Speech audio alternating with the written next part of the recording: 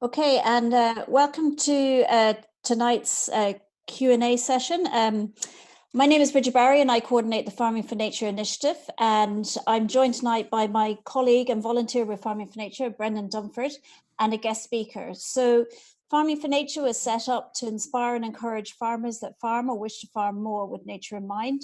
Each year we find exemplary farmers that are farming alongside nature. These are our Farming for Nature ambassadors.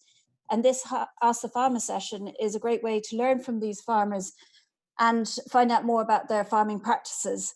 So the session tonight will be that I'll kickstart with our guest speaker, a few questions, and then I encourage anyone that wishes to ask a question directly to the guest speaker to write it into your chat box on the banner. And then hopefully we'll get to as many of these as possible. If you have to leave early or you know anyone that would like to see tonight's session, then it will be up on YouTube within about the next 24 hours. So on to tonight's session. We are delighted to welcome Jane Shackleton with us. Jane farms alongside her mother and father up in County Cavan. They grow organic lamb and beef, and they have 320 acres, of which about 60 is set aside for agroforestry. Jane has also, in her first year of her research doctorate on multi-species sward, so she offers a lot to the conversation tonight. Jane, thank you for joining us tonight. And Jane, I'd just like to kickstart.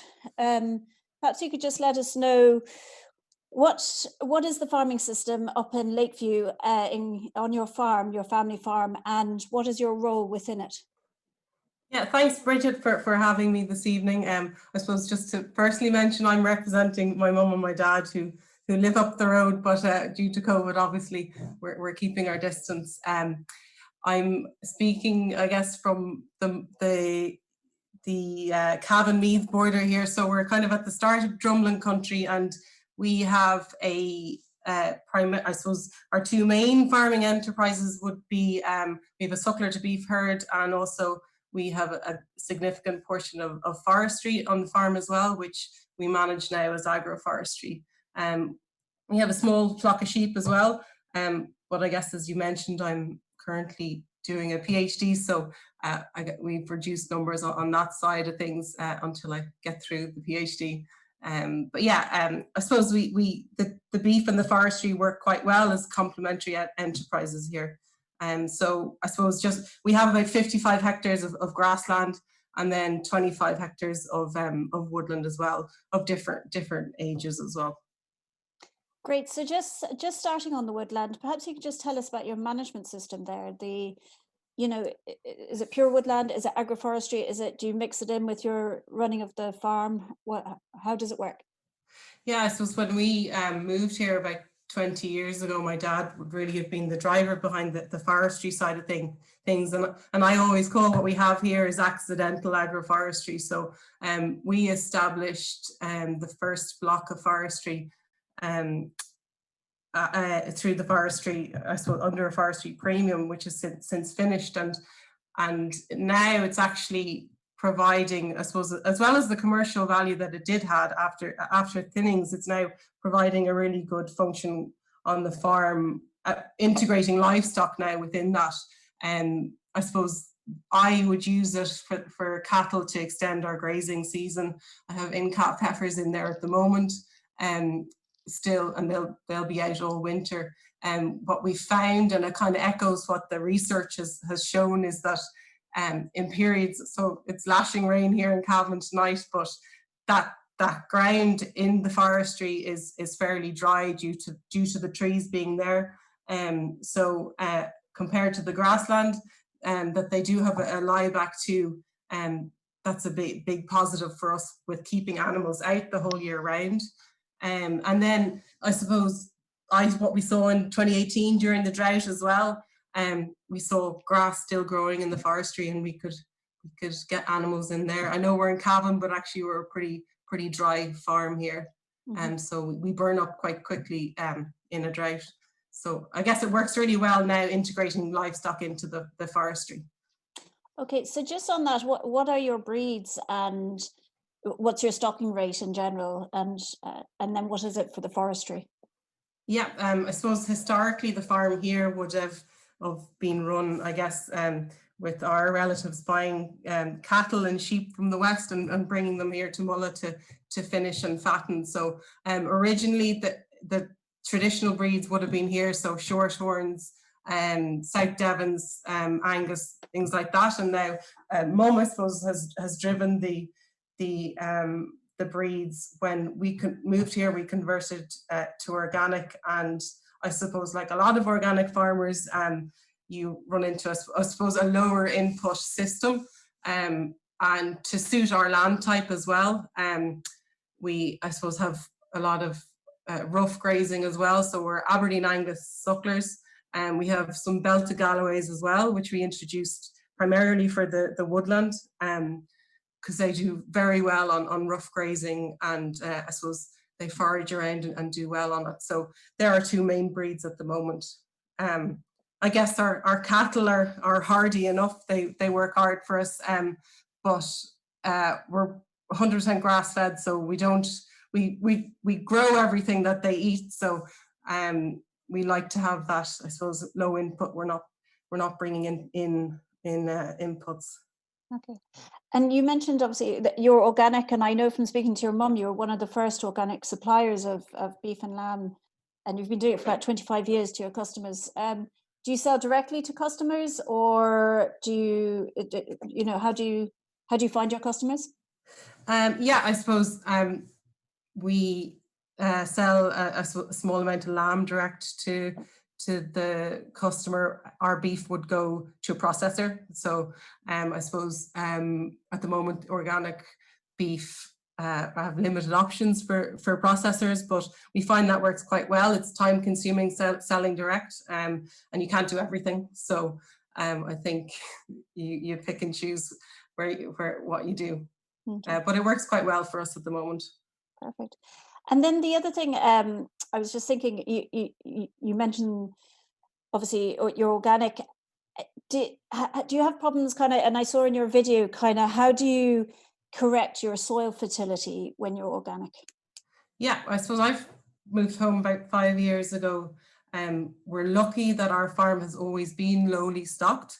It was never really intensively farmed. So while we're brown earth kind of mineral soil here, so we're acidic enough, but we have worked pretty hard on correcting our pH, and we do soil test every 2 years, and I've certainly found that lime application has worked for us, with, I suppose, if you're looking at the standard P and K, which don't know how much that tells you, that certainly lifted those. Our organic matter levels have always been very high due to the history of the farm. So probably up like 17% for our soil type is pretty good going. So we use a lot of manure. So obviously we're organic, so we're straw bedding our shed, which would be one of our big inputs. But that works well, that we can spread that, you know, in October and get that back onto the soil. Okay. As I mentioned, you've just started, well, you're in your first year of doing your PhD doctorate on multi-species woods. You might just explain to us what your PhD is about and how that influences how you farm on day-to-day in Mulla. Yeah, I suppose it kind of works the other way around. I can see a lot of our pastures in Mulla have never really been messed with. We, on the farm here, we have a lot of permanent pasture. We have improved, there's some sward, so we rely a lot on red clover for finishing our animals here, the Aberdeen Angus, the beef cattle, and we have improved silage ground as well. But the majority of the farm is these old, amazing, naturally diverse permanent pastures. And how that feeds into what I'm doing now. So I suppose I'm a year into a grassland research project, which is Marie Curie funded. It's based at the Devonish lands at Douth in conjunction with UCD and the University of Wageningen in Holland. And we're looking, I suppose, at pasture systems, alternative pasture systems. So what we've sown there is really diverse multi-species swards.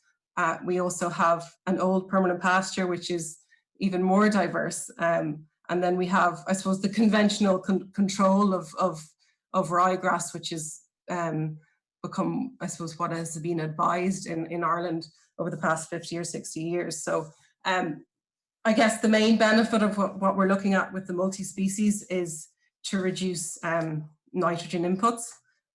We have a target in this country of reducing them by 50% over the coming years. For a lot of conventional farmers, we need to find options for them.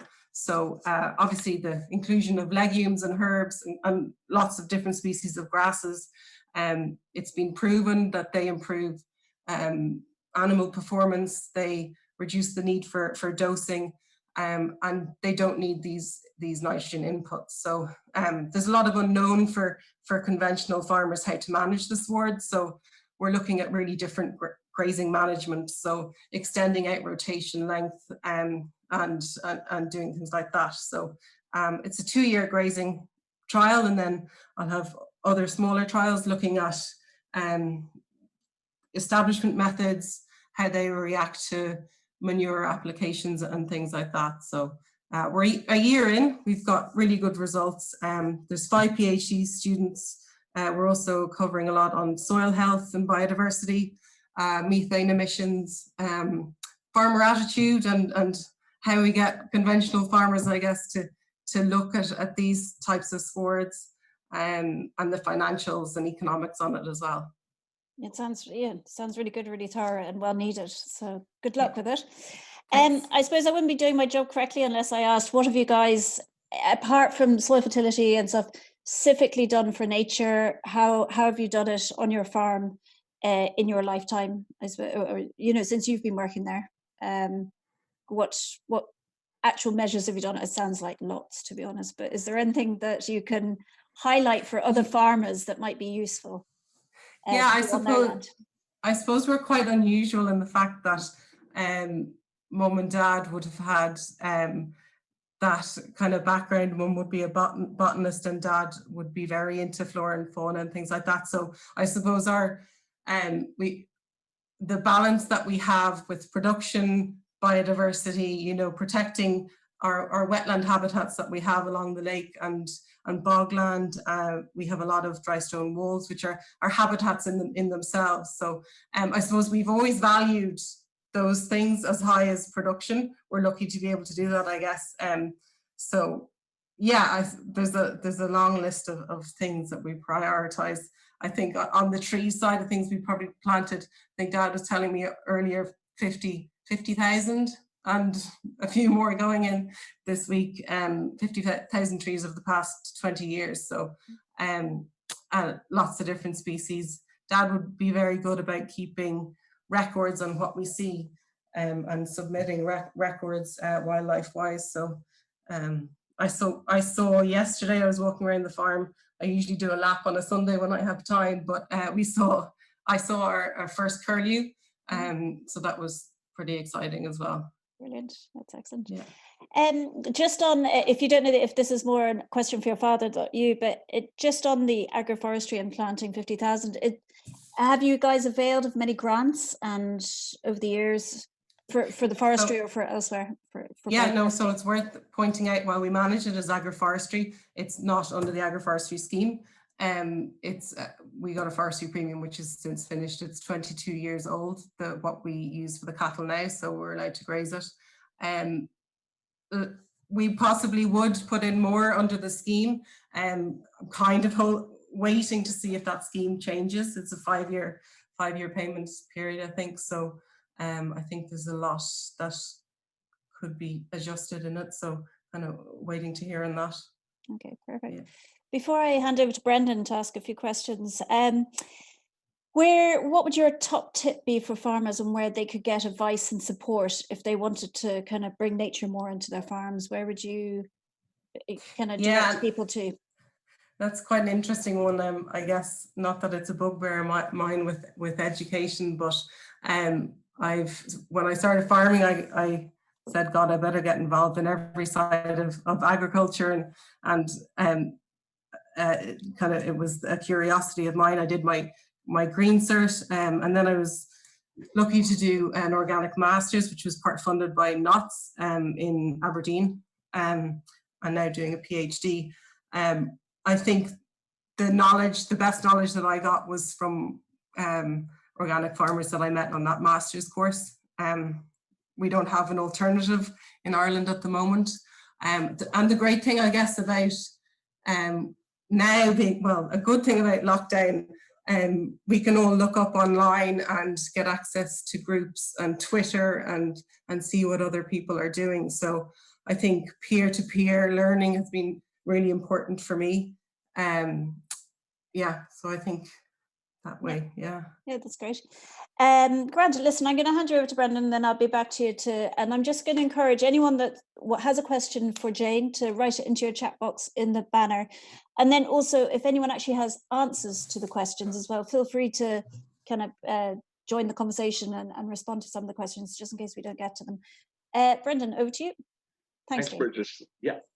And yeah, there's a good chat box function where I think you can contribute questions, but also answers. So please keep doing that.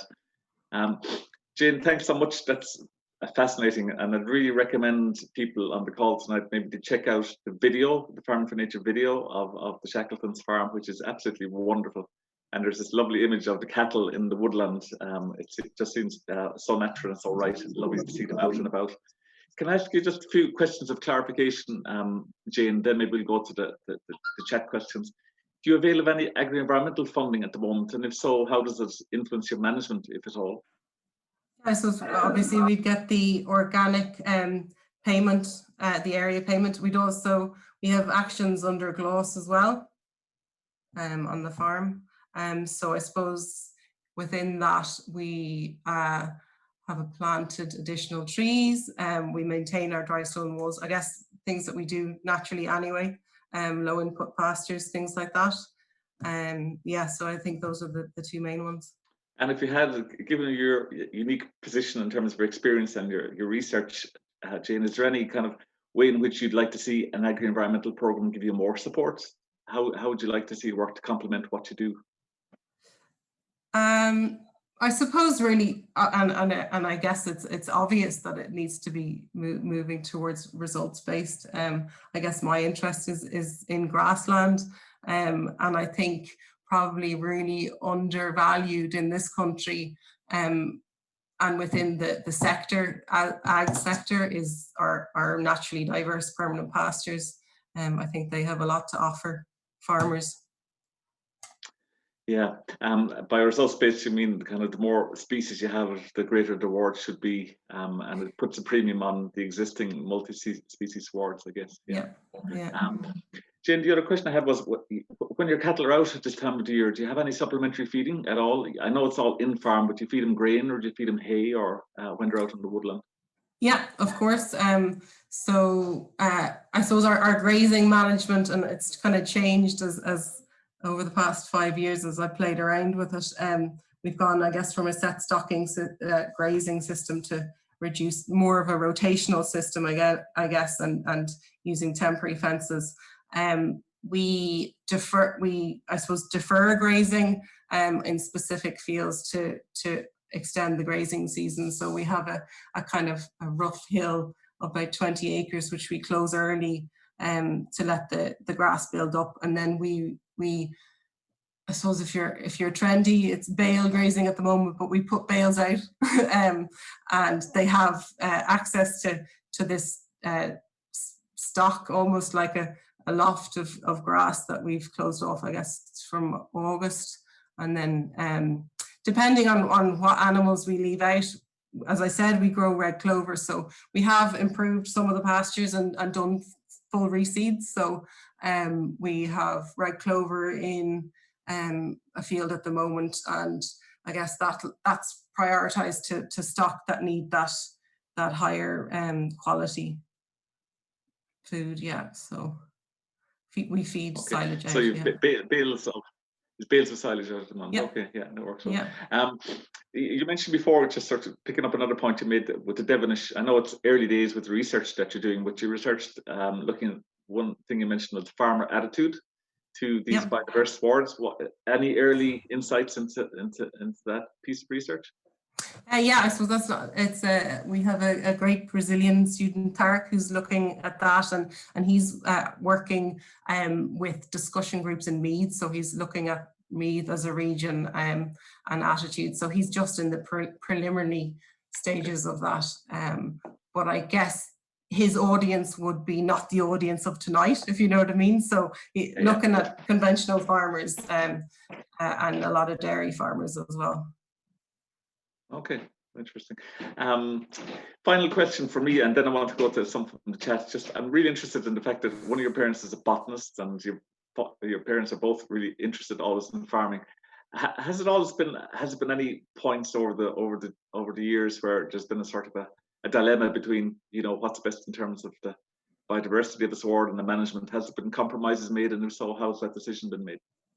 And I think speaking to mum and dad about, and I would have been a child really when we moved here, I think they probably weighed up whether they would really go intensive farming from a financial point of view and give them more flexibility in that, or do what we're doing now, and it probably didn't take too much discussion.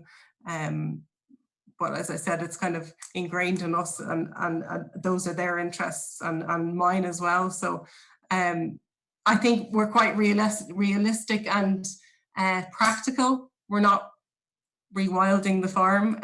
Nature evolves. So if I have to reseed a field to balance that production, I think I'm happy enough with that. I think from a grassland point of view, even, we have such diversity. Like, we have a no input wildflower meadow that gets cut once a year and grazed once a year. And then we have an improved, you know, red clover. Sometimes you might get 4 cuts off it. So I think that diversity of different functions within the farming system, you have to be realistic about it as well. Yeah. And just as a matter of interest, Jane, like the really good old super biodiverse sward to have, what is your management regime on that? You say you close it off for most of the season, and when do you graze or cut it then?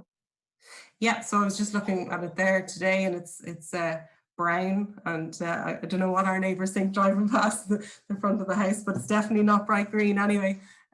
So it won't get any grazing in the spring, and it'll get cut for hay. We didn't have hay storage last year, so I baled, obviously wrapped it, and funny, the cattle won't touch it in the shed. They don't like it, so it really suits the hay.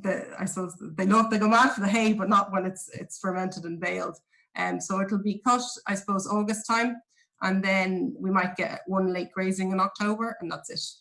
Yeah. No, so just farmyard manure, no applications of any manure. No, nothing, no lime, nothing. It's never had any, and other than the manure that the cattle put on in maybe October when they graze it off for the winter. That's it. Yeah. So and it's amazingly diverse. It's yellow rattle, obviously, and lots of different legumes and herbs in it. So yeah. And have you? Sorry, one question keeps leading to another. But have you, or your mother in particular, have you been able to observe the evolution of the species in that? You mentioned yellow rattle, for instance. Is that becoming more or less common? Yeah. We have done botanical surveys on it. So yeah, we have all those records. Must be fascinating to have a discussion on that alone tonight. But let's get to the questions. Caroline Connolly, hi Jane. Do you now find that the cattle poach the ground around the trees? No, we don't. We haven't noticed that massively. I suppose it's worth noting that they're like 22 years old, so I suppose that probably helps. They're well established. Okay. From Celine Delabre, are you able to collaborate with your farming neighbours, or able to convince more intensive neighbours of the benefits of farming with nature?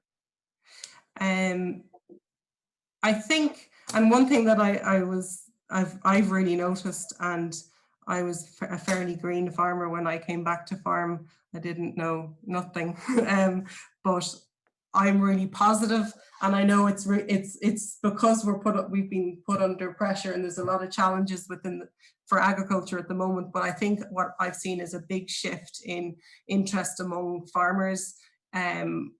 if it's soil health or biodiversity, things like that, I think it's quite positive for the future. So I think the convincing is going to be not as hard. Okay. Yeah. And have you felt even within your neighbours that attitude has evolved in recent years, or has there always been that understanding there? No, I mean, you'll always get the odd remark, I think, and probably Mum would have said that when we converted in '98.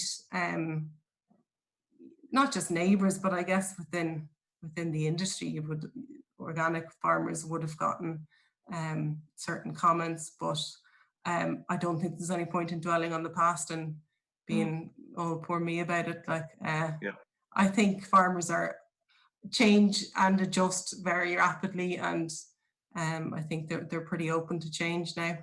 I guess particularly you're still in operation 20 years on, so I think that's always a good sign for farmers. Haylage O'Sullivan asks, what species in sward have you seen work best on your farm so far? I guess that's from an animal foddering point of view.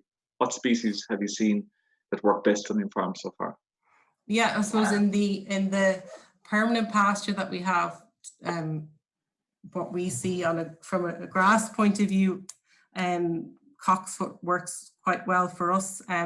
We're pretty free draining, lots of winter growth as well with it.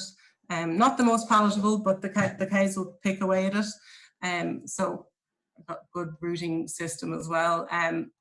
We have a lot of yarrow as well in the swards, the old swards, obviously white and red clover too, and actually burstfoot trefoil we find a lot, especially on some of the rocky outcrops, the drier areas as well. So plantain would be, I would be a big fan of plantain, winter growth as well. And I suppose in some of our fields that are not as good fertility, we'd see a lot of plantain too. So I think it's underrated. Yeah, I'm surprised to hear you saying cocksfoot, because it's quite a tough tussocky grass. But I guess if it's sufficiently well grazed, you can kind of keep it in check. And on species, is there a source in Ireland to buy Irish seeds from mixed pasture swards or herbalaise? Many of the good options I'm aware of are from the UK. William Tyndall, the question. Do you know anything about that, Jane? I think we have a few links ourselves, Brigid. But Jane, do you have any experience? Yeah, I suppose, and actually I've heard a few farmers this week, organic farmers, having trouble with sourcing seed. I'm not sure about native seed, but I suppose for multi-species, non-organic, I know DLF and Germinal are now supplying quite a lot of the herbs. Cotswolds would have always been the go-to for the more unusual stuff. They're based in the UK. Fruit Hill Farms, and yeah, there's a few out there. Okay. But all these, I suppose, the larger and more conventional seed suppliers are really starting to improve on what they offer. Okay. Fintan Dammer, have you seeded into your pastures, or are they naturally diverse? And any idea how many species are in your swards? I think you've kind of half answered the first question before, but how have you seeded into your pastures? And secondly, any idea how many species are in your swards? I think there's over 30 species on Dad's list. I'd have to double check, but yeah, and as I explained before, we have majority of the farm would be old, naturally diverse permanent pasture. We reseeded conventional ryegrass white clover sward. We've reseeded red clover and grass as well. So yeah, we haven't done any, I suppose, sward improvement, you know, with drilling or anything like that, oversowing into living sward, which I'd like to hopefully do this year. You know, bringing a few more herbs and things in. It's a challenge, so I'd like to see how we get on with it on our farm. Okay. Thanks. I'll just have a couple of others here and then I'll hand back to Brigid. I think a couple of people who might know you. One, you don't have to answer this, but who's your beekeeper? I'm not sure. You and my dad. My dad, or actually a pine marten knocked over one of his beehives last weekend, which he's very devastated about. So, oh gosh, but Dad looks after the beehives. Damn wildlife, huh? And Brian Boylan to everybody on the selection of breeds like the Belties for beef production. Do you think this is only practical in an organic beef production system? Because obviously a smaller carcass would have a lower return in a conventional system. And secondly, is it difficult to find replacements for these animals? I expect they're not too common in the local markets. And thirdly, I noticed there's a public nature walk on the farm. It seems like a great initiative. What has the experience been? So maybe just first of all on the breeds, you mentioned the Aberdeen Angus and the Belties. We have a few here in the Burren as well, but do you find this only practical in an organic system? And secondly, is it difficult to find replacements? Only practical in an organic system. I think the premise of it would work on any farm. And I saw a good quote on Twitter there during the week. Someone said you don't get paid for the air underneath an animal. So that small type of cattle, easy finished, quick finished as well. You know, I suppose we send them from 18, 24 months. They don't require that level of concentrate. So if your inputs are lower, then, you know, surely hopefully you're making more money in a conventional system. But your conventional beef is the price at the moment is gaining on organic. So I'd say you do all right. Mm-hmm. Very good. And where do you source them, Jane? Is it difficult to find? So we breed all our own replacements on the Angus. We'd be quite, I guess, picky about what type of cow we keep. They have to be hardy. We calve outdoors. Any issues, they don't hang around. So the Belties we sourced down in Portumna. They were organic, so they're hard enough to find. And for some reason, they don't like breeding heifer calves. So, yeah. That's been the experience. They're very good to spot if you're out herding cattle. They're great ones to see in the distance. I always find Galways, they're really great. Yeah. On that slightly different topic then, by the way, just before I move to the other question, do you market your beef directly? Do you have, how do you? No, we don't. And yeah, people ask me that all the time. And I kind of said to Brigid, can't do everything. So at the moment, they just go direct to a processor. At the moment, yeah. Wow, it's a phenomenal added value if you could only capture it, I'd imagine. But like you said, that's easier. Maybe when I finish the PhD, yeah. Yeah, you can move into the fine meats business. And just the last question before I hand back to Brigid about the public nature walk on the farm. What has the experience been from your point of view? Yeah, so I suppose it's actually a lane or road that goes through the middle of the farm. It's the Golden Mile. It was part of an initiative, I think, run by Cavan County Council. And we won 2 awards for it. So I guess it's on a road, so it's not too much of a public path through the farm, if you know what I mean. And do you have a lot of engagement with the public, a lot of questions or any issues with regard to maybe dogs or people, you know? No dog issues, thank God. Yeah, I suppose we'd be fairly involved with having farm walks, and I guess all 3 of us would be involved with the Killycunny Bog Committee, which we're lucky to have just beside us. And Mum has been working on a new biodiversity wetland project in Mulla as well, which is kind of a public park that they're building. So yeah, we're kind of on a nice 5-kilometer loop from Mulla village. So it's nice that people from the village walk along our road. It's a nice quiet road for walking. And it's dry stone walls and nice big beech trees. So especially during COVID, it's been really nice to see people getting that enjoyment from it. And we have a really nice bog walk as well on Killycunny Bog, which you'd never really see people on, but now it's a lot of people on it, so it's great. Okay, that's great, Jane. So to continue on with your quick fire session questions, Shane McAuliffe has asked, what are some of Jane's long-term goals for the farm, and is there anything new she would like to introduce? What are my long-term goals for the farm? And don't worry, that's unanswerable at the moment. I think that's unanswerable at the moment. I think Mum and I quite like projects. So we kind of compete with each other about what needs doing. We're kind of restoring a lot of, there's kind of nice old vernacular buildings at the moment that we're restoring. So whether, I suppose, long term we can use them for a more, I suppose, public, getting the public in more onto the farm and getting that interaction. I think that I think people would enjoy that. So maybe that, I suppose, getting more people onto the farm would be a big thing for me. Yeah, education.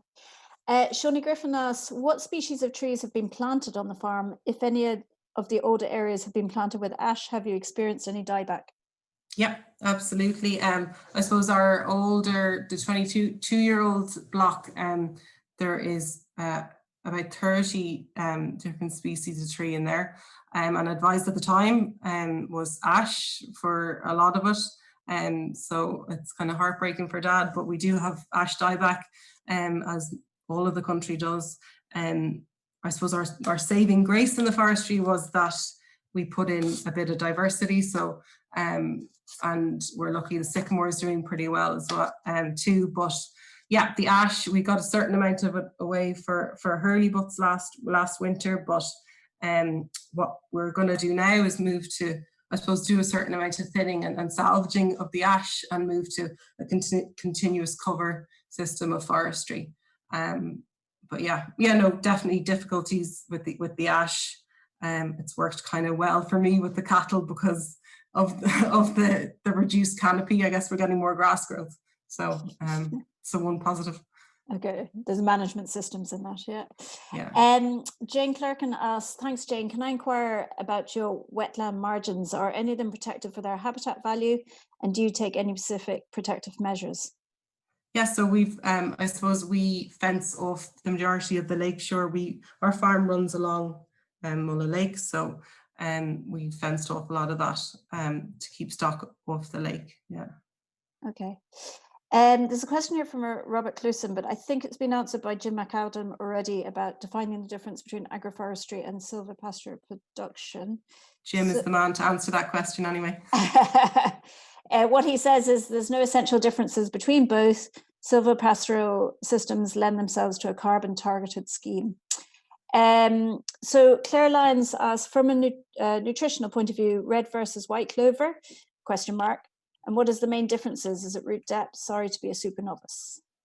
I suppose they have different functions. The red clover is more suited to a cutting system, so that's why we reseeded for high quality silage. So we do graze it.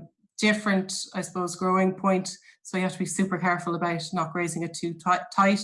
Whereas the white likes to be grazed tight, needs a lot of light to grow. So the red would have a more upright growth pattern. So in terms of establishment, white clover does quite well over sowing. So it's easy to get into the swards, I suppose, and a bit hardier.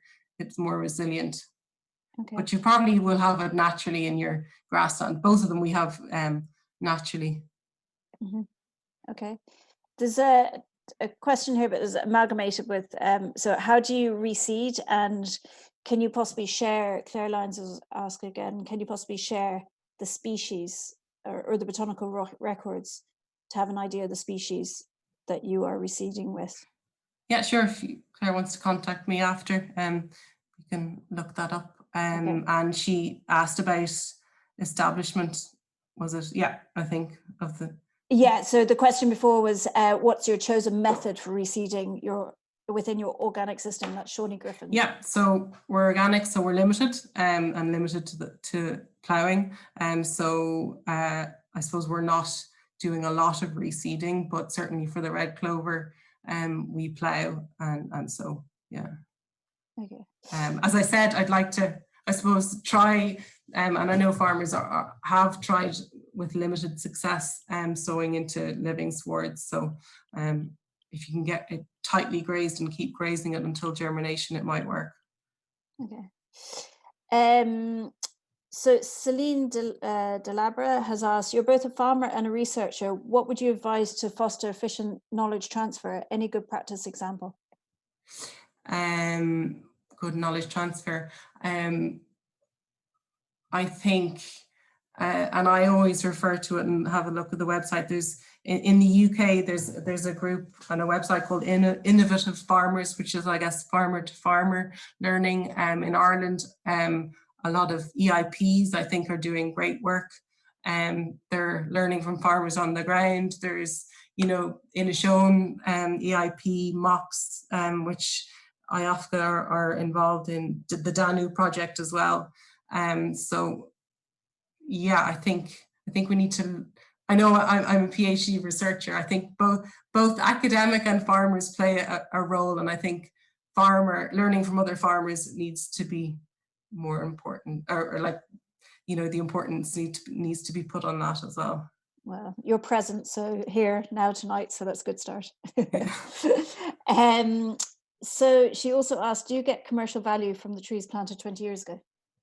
Yeah, so we have done thinning on the ash and larch, and probably will continue to do so. But as I said, we'll be moving to continuous cover from now on. Yeah, so replanting with native species. Okay. And just to follow up from who's your beekeeper, it's just the person asking you, Fulla, actually lived at the end of your road and was a beekeeper, but who's for a few months. Yeah. Claire Lyons, do pine martens mean less grey squirrels? Oh yeah. So do having pine martens mean less grey squirrels? Great to hear the upside of an endangered species being on the farm. I suppose that was in reference to your beehive. Yeah. Do you have any idea if it means less grey squirrels, or is that?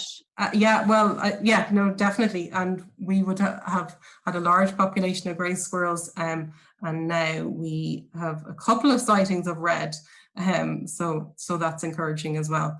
But yeah, no, the pine martens like beehives, and they also like killing hens as well. So, okay. But yeah, no, we've seen red squirrels in the forestry, and I suppose we included coniferous trees, and I think it was the Norwegian spruce that they particularly liked. So yeah. For feeding off, okay. Yeah. Keith Brennan asks, what kind of biodiversity impact are you seeing as a result of light grazing, mixed planting in the pasture and your agroforestry? I mean, apart from the pine martens knocking over your hives. Biodiversity, what was it? So what kind of biodiversity impact are you seeing as a result of light grazing and mixed planting in the pastures and agroforestry? I suppose the lower stocking rate on the grassland side of things, obviously with the flowering plants that we have from a pollinator point of view, obviously that's going to be an improved, have a better effect. Obviously, with the different grazing heights as well, we don't golf ball graze as they call, as you're conventionally advised to do. So I think different heights of grasses and species within swards as well is pretty good too. And I know Jim has done a lot of work, Jim McAdam, on agroforestry and the benefits that it has with regard to biodiversity in Loughgall in the north. So that kind of speaks for itself. Okay. There's a lot of compliments coming into your talk, and including one lady, Linda, whose father grew up in the area of Mullock, and we'll send on this link to him. Brian O'Rourke has said, hi Jane, you mentioned yellow rattle at one stage. Does this not parasitize the grass and therefore reduce the edible yield? Yeah, but that's the point, I suppose, of that pasture. It's not, it's not, you know, to have the maximum dry matter yield. It's got a function in being a diverse meadow, I suppose, wildflower meadow. So that's how we manage it. But it is, yeah, parasitic. So, yeah. Okay. Cormac Kelly is asked, curious about how animals like the plantain, Jane. He's just completed a literature review for college on the ability of multi-species swords to reduce nitrogen losses to the environment, and was impressed by plantain studies in New Zealand. So any ideas for you, curious how the animals like the plantain? Yeah, from a palatability point of view, I suppose on our farm, the cattle have always grazed diverse swards, you know, with a lot of plantain in them. I did notice when we started our grazing trial at Douth, we took in dairy cross heifers from the dairy herd, and we put them out onto these multi-species swords. And I think for about the first week, they kind of hung around being like, what is this? But then once they adjusted to it, they did really well off it. So from a performance point of view, you could kind of see that they adapted very well to it. So yeah. It's a bit random, but in herbalism, I know for humans, plantain is very beneficial. So whether for cattle is as well. So yeah. Honora Wheatley has said, interested to know how Jane manages her hedgerows. Yeah, so we actually surprisingly don't have that many hedgerows other than what we've planted ourselves. As I said, we have a lot of dry stone walls.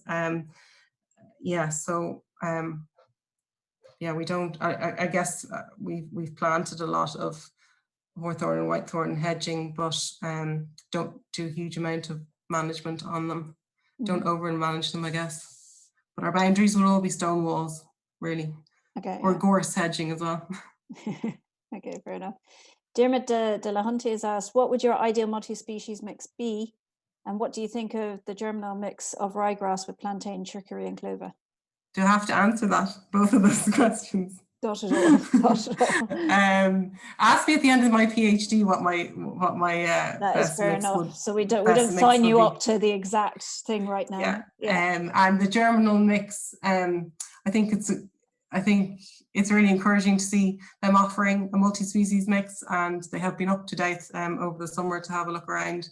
Yeah, and I know a lot of farmers are really interested in multi-species at the moment, so it's a good in for them. Okay, perfect. Brian Walsh has asked, how long do you leave under the plow before reseeding? Does that make sense? How long? Sorry. After we plow, after we reseed? Yeah, sorry. So we. Yeah, go for it. Does he mean, how often do we reseed on the rotation? Yeah, maybe. How long do you leave under the plow before reseeding, it says? So we've never, since we've been here in 20 years, we've never plowed a field twice. That makes sense. Yeah. Micheál Bennett. You actually couldn't plow the majority of our farm anyway, so there's only a small area that is suitable for reseeding. So I guess we focus on those for our red clover swords. That's fair enough. Michael Bennett has asked, what's your approximate stocking rate, and do you rely on larger acreage to make up for organic low stocking rate? Yeah, so our stocking rate, now we have reduced a bit while I'm doing my PhD, but we'd be probably about 1.1. So not too far off the national average for farms. But yeah, there is that argument, if you have an organic system, you're going to need more land. If you're looking purely at the amount of kilos of beef that you're producing, I think you probably need to have a more holistic approach and think of the other goods, public goods that you're putting out there. So yeah, no, fair point. Okay. So before I finish up, I'll just hand over to Brendan for one or two last questions. Brendan, if you want to come in there. I think we just missed one there from Claire Lyons. Claire wanted to know, what type of ploughing methods do you use when reseeding? Again, super novice student, but any just describe the reseeding process, you could, Jane. Yeah, so it's just where our local contractor does it. So just conventional, relatively shallow plough. So you can't plough too deep, and then we just till and sow into it and roll it, and that's it. Yeah. Okay. But we don't do a lot of reseeding. When I say reseeding, we probably done 2 fields, in 20 years. So small fields. Okay. Yeah. Maggie Williams, we have a lot of plantain in some of our permanent pasture. Can you have too much? Has it a nutritional value in hay and haylage? I don't think you can have too much. Like in New Zealand, they graze monocultures of plantain. So not sure how a monoculture plantain would preserve, but we have it in a lot of our silage and it's fine. So yeah, I wouldn't be concerned about having too much of it at all. It's a really good mineral source as well. Okay. Claire Lyons, who's lucky enough to be at the Oxford Real Farming Conference last week. and there was talk of using plants and shrubs for natural warming methods and also for natural antibiotics. Do you think this is possible on the farm? Yeah, I listened to that. I think it was on Sunday. I listened to that lecture as well.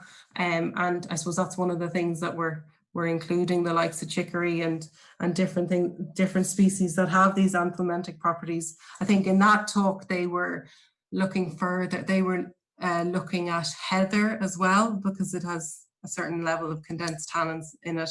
And I know willow as well. There's the Organic Research Centre in the UK have done work on willow, feeding willow to lambs, I think, to reduce their parasitic burden. So yeah, there's lots of stuff going on that.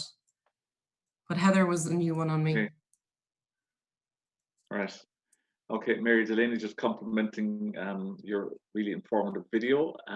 Jane, Dermot Delahunty, is direct drill more organic friendly? More organic friendly. Friendly. Direct drill, yeah, I suppose if you're looking at direct drill in conventional system, what they would do is they would spray off and drill. In an organic system, it's a challenge because you can't obviously spray, but you're spraying into that green living sward. So you have a lot of competition for the new seedlings. So it's about keeping that down. But yeah, hoping to do a bit of that on the farm this spring, summer, but with a drill. Yeah. Linda Gilson says, thanks so much for the seeding, brilliant as always. And Celine Delab, thank you, Celine. Direct drill is better for soil health, but doesn't always work depending on compaction and so on. Yeah, one of my trials actually at Doubt is comparing the conventional establishment method to direct drill. So yeah, in 2 years' time, I'll have the information on that. So which works better for multi-species, also looking at soil biodiversity, earthworm abundance, things like that. So we'll have a bit more information from our trial on that too. Okay.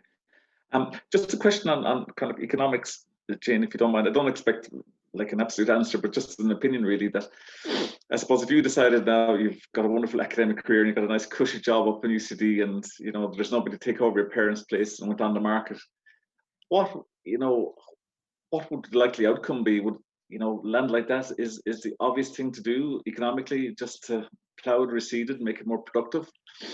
And I ask that because of the broader context. What you do is amazing for nature, obviously, but if it doesn't seem to happen too often, or maybe as often as we'd like.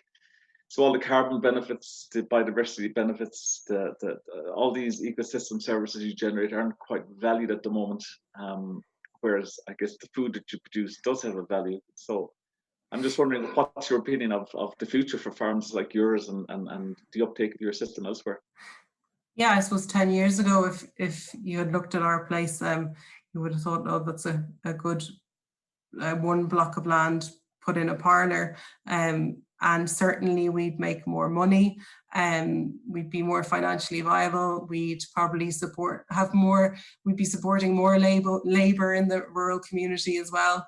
But I think, and it goes back to my positivity about what farmers like us and others in Farming for Nature are doing. I think we are, hopefully, maybe I'm being naive, but I think we are going to be rewarded for providing more ecosystem services in the future, because we have to be, because we're in a climate crisis and we're in a biodiversity crisis. So I'd be pretty positive, hopefully, about that shift happening. I think it is already. Okay, yeah. And if you get that cushy job in UCD, will you still take it? Anyhow, will there be, Daniel Devine wants to know, will there be an influx of organic beef farmers in the next CAP? And would this boost organic beef prices, or will it cause a price drop per kilo? Yeah, and it's something I'd be concerned about at the moment. I know the last scheme was targeted, so their organic beef is not doing as well as it on a price per kilo point of view as it once was, but I guess we always want more. But they did target the last scheme, specifically sectors like dairy, horticulture, cereals. So I would imagine maybe if they open it again, they're going to do that.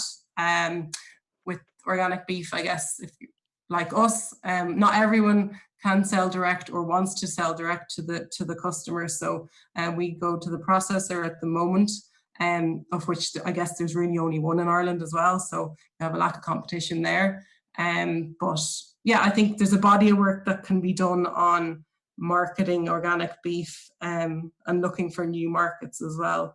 But yeah, it's a concern about where the price will be in a few years' time if there's an influx of beef farmers. Okay.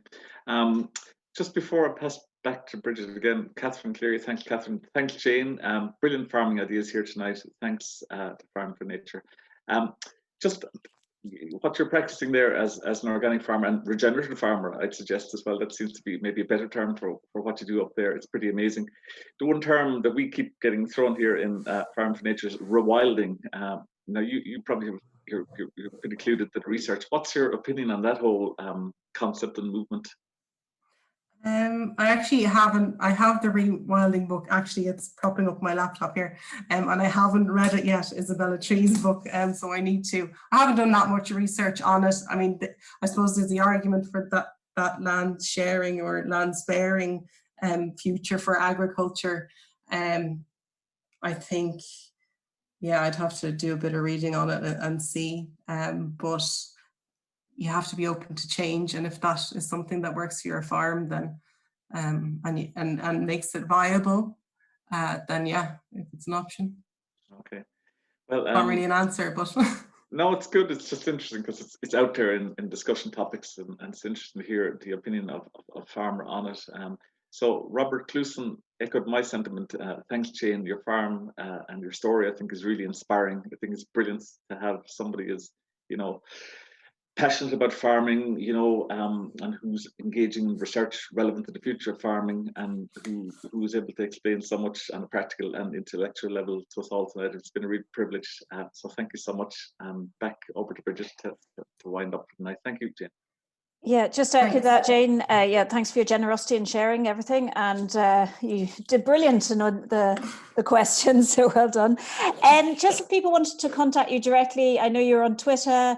They can find you through that. Is there any other? Is there a website for your farm or your parents' farm, for the family farm? Yeah, I need to keep it more active, but and Mum and I will be pretty active on Twitter, Instagram, and we have a quite an active Facebook page as well. So Lakeview Organic Farm on Facebook, which Mum keeps up to date quite a lot. Yeah. Okay, so people can either find you through Lakeview Farm or through Jane Shackleton on Twitter and stuff. And then if people haven't seen Jane and her family's film, it's up on our YouTube video, YouTube channel. The video is up there. It's very short. It's, as Brendan said earlier, really nice visual as well of cattle utilising agroforestry. Jane, it's lovely to have such eloquent speakers like yourself speaking out for nature. So thank you so much for joining us. I know you're very busy, both being a full-time farmer and a full-time researcher. So keep up the good work, and thank you so much. If people have questions beyond tonight, we have a forum online, so feel free to use it. And farmers like Jane or other farmers can respond on this forum. So it's a forum, so it's a really good way of interacting with other farmers if you have questions about farming for nature and practices. So that's on farmingfornature.ie. Hopefully during the summer, all things allowing, we'll have a farm walk on the Shackleton farm. So keep an eye on that through our newsletter if you haven't signed up for our newsletter. And like I said earlier on, if the recording of this will be online, so if you know someone who missed it, it should be on our YouTube channel by tomorrow afternoon. And then finally, next week we have Patrick Frankel joining us from County Cork, and Patrick is largely a horticultural farmer, but also has beef and orchards and various other things, feathers in his bow. So he's an organic farmer down in County Cork, so feel free to sign up to that. And finally, thank you, Jane. Thanks so much for joining us, and thanks for your time. Thanks for having us. And lots of people have written in what an inspiring family you and your family are. So thank you, and keep up the good work. Thank you very much. Okay, chat to you again. Bye. Bye.